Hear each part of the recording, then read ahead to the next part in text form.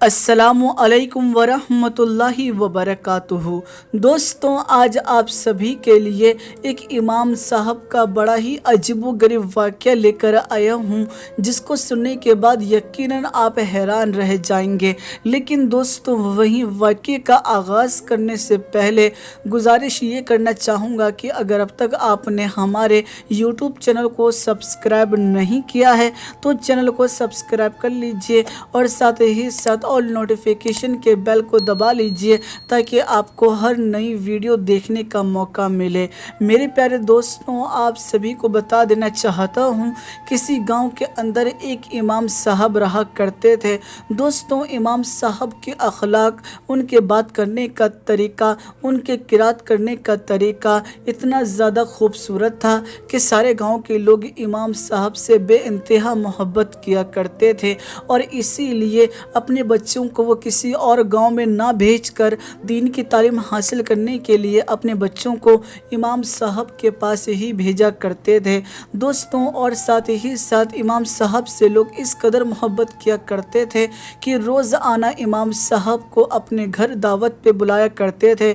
यानी गांव वालों ने ये बांट रखा था कि आज मेरे घर इमाम साहब की दावत होगी तो कल तेरे घर। यानी इसी तरीके से रोज़ाना इमाम साहब को किसी न किसी घर से दावत मिल ही जाया करती थी। इमाम साहब भी बहुत ज़्यादा खुश थे और ऐसे वक्त में दोस्तों वक्त गुज़रता रहा। लेकिन दोस्तों, आपको बता दूं, उसी गांव के अंदर एक शख्स अपनी बीवी के साथ रहा करता था। ऐसे वक्त में उस शख्स की जो बीवी थी वो बहुत ज़्यादा खूबसूरत थी। उसकी बीवी को जिसने एक बार देख लिया वो उसका दीवाना हो जाया करता था। लेकिन दोस्तों, कहीं ना कहीं वो दोनों मियाँ बीवी जो थे वो भी इमाम साहब से बेइंतहा मोहब्बत किया करते थे।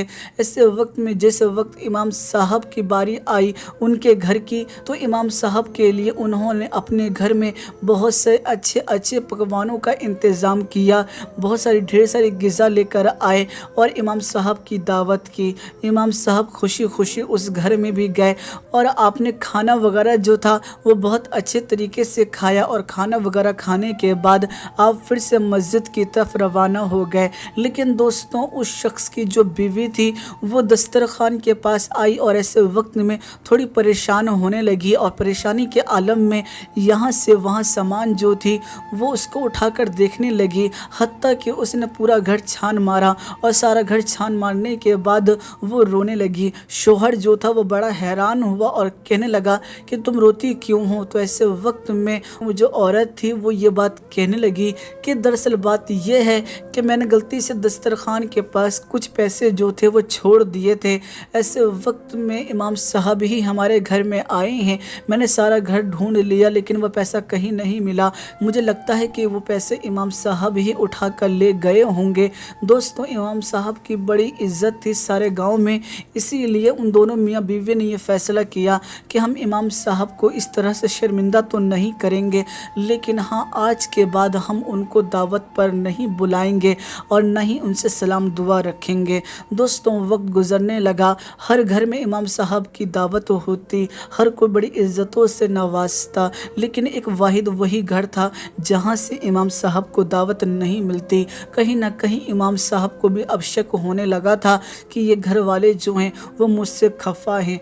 दोस्तों, वक्त गुजरता रहा और 1 साल का वक्फा गुजर गया।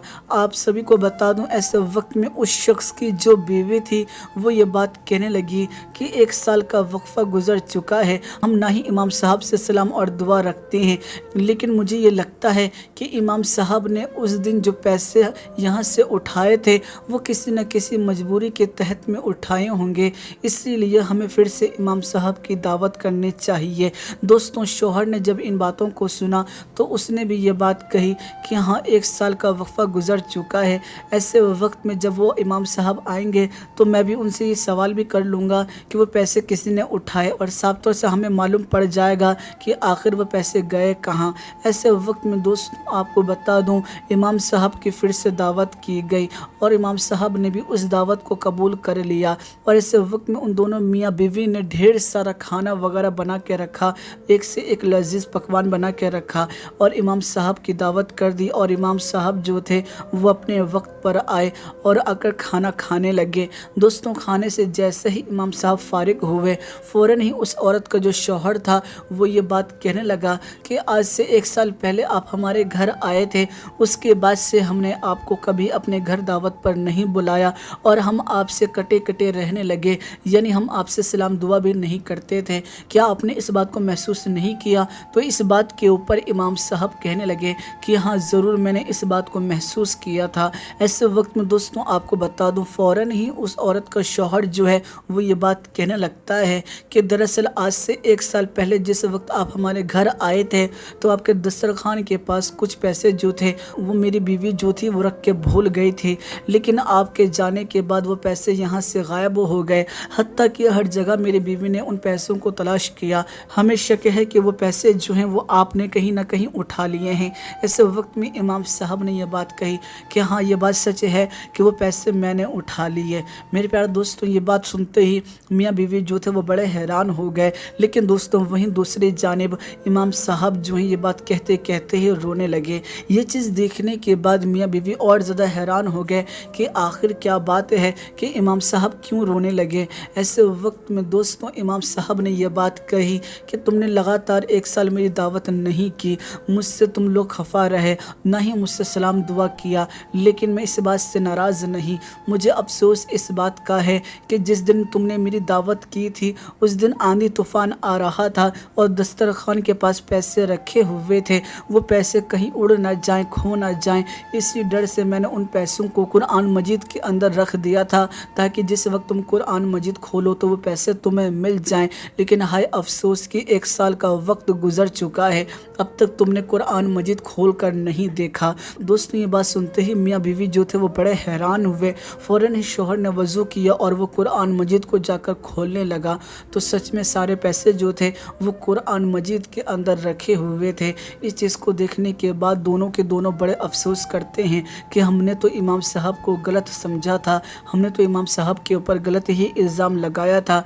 दरअसल उन्होंने पैसे तो घर में ही छोड़ दिए थे ताकि वो हिफाजत में रहें। ऐसे वक्त में उन दोनों को गलती का एहसास होता है और वो इमाम साहब से माफ़िया मांगते हैं और कहते हैं कि हम अहद लेते हैं कि आज से हम रोज़ आना कुरान मजीद की तिलावत करेंगे। मेरे प्यारे दोस्तों, यकीनन ये चीज़ बिल्कुल आम हो चुकी है। कई सारे घरों के अंदर तो रमज़ान के मुबारक महीने में कुरान मजीद खोला जाता है, लेकिन कई ऐसे भी घर हैं जहाँ पर सालों साल हो जाते हैं लेकिन कुरान मजीद उसी तरीके से गिलाफ में यकीनन बंद रहता है, जो कि बड़े अफसोस का मुकाम है। ऐसे वक्त में यकीनन हमें इन बातों के ऊपर गौर व फिक्र करना चाहिए। दोस्तों आपको ये वाक़या कैसा लगा आप हमें ज़रूर कमेंट करके बताइएगा। वीडियो पसंद आई है तो वीडियो को लाइक कीजिएगा और इस वीडियो को ज़्यादा से ज़्यादा शेयर कीजिएगा। दोस्तों मैं फिर मुलाकात करूँगा आप लोगों से एक नई वीडियो में, जब तक के लिए इजाज़त चाहता हूँ। अल्लाह हाफ़िज़।